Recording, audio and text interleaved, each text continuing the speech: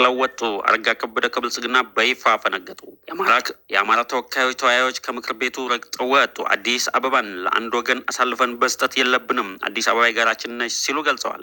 የኦሮሞ ብልጽግና የእኛ ተራ ነው በሚል ስሜት እያሳየ ያለው ማናለብኝነትና ስግብግብነት መቆም አለበት ተባለ።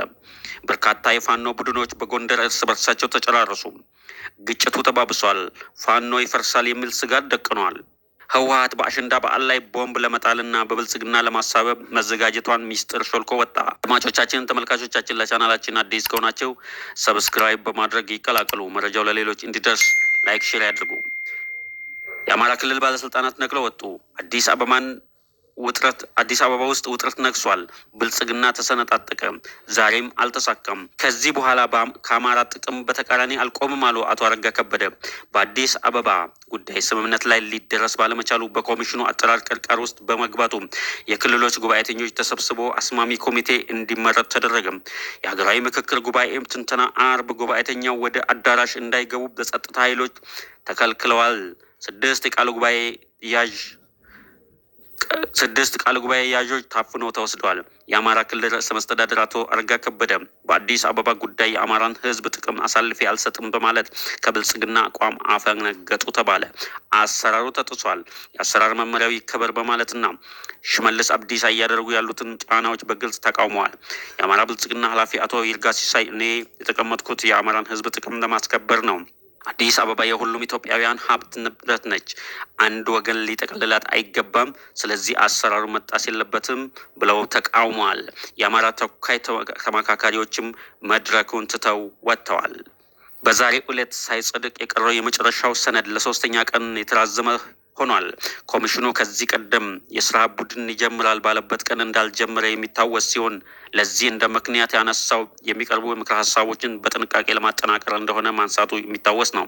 ቅሬታ አቅራቢዎቹም አዲስ አበባ የኦሮሚያ መቀመጫ መሆኗም በህገ መንግስት እንዲቀመጥ የሚለው እንደ አማራጭ ሀሳብ ሳይሆን እንደ ዋና ምክረ ሀሳብ እንዲያዝላቸው በመጠየቃቸው ነው ሲሉ አንድ የክልል ጉባኤተኛ ለአዲስ ማለዳ ተናግሯል። ይህንን የሚያስማማ ኮሚቴ የተዋቀረ ሲሆን የክልል ፕሬዝደንቶች፣ የከተማ ከንቲባዎች፣ የሃይማኖት ተቋማትን እንዲሁም ከትግራይ ክልል የተወከሉ የሃይማኖትና የአገር ሽማግሌዎች ያካተተ ኮሚቴ እንዲዋቀር ተደርጓል።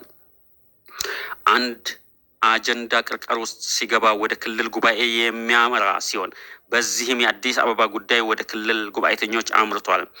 በክልል ጉባኤተኞች ካላስማማ ደግሞ ወደ ሽማግሌዎች ከዚያ ወደ ቀጣይ እንዲያልፍ ይደረጋል በመባሉ ይታወሳል። ምክክር ኮሚሽኑ የመጨረሻውን ሰነድ ሐሙስ ዕለት ለ4,000 ጉባኤተኞች አቅርቦ አጸድቃለሁ ብሎ የነበረ ሲሆን ይህም አዲስ አበባ የኦሮሚያ ዋና ከተማ መቀመጫ ሁና በህገ መንግስቱ ይቀመጥልን የሚለው ጉዳይ አላስማማም።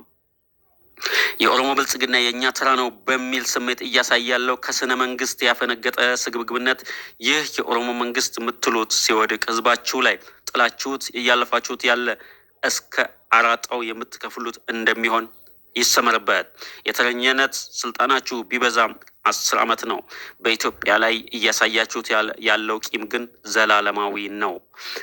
ከህወሓት ብትማሩ ጥሩ ነበር። ምንም ይወሰን ምን አዳራሽ ውስጥ ኢትዮጵያውያን ተወያዮች ክብረ ነክ በሆነ መልኩ ሲንገላቱ አላውቅም፣ አልሰማሁም፣ አይሰራም።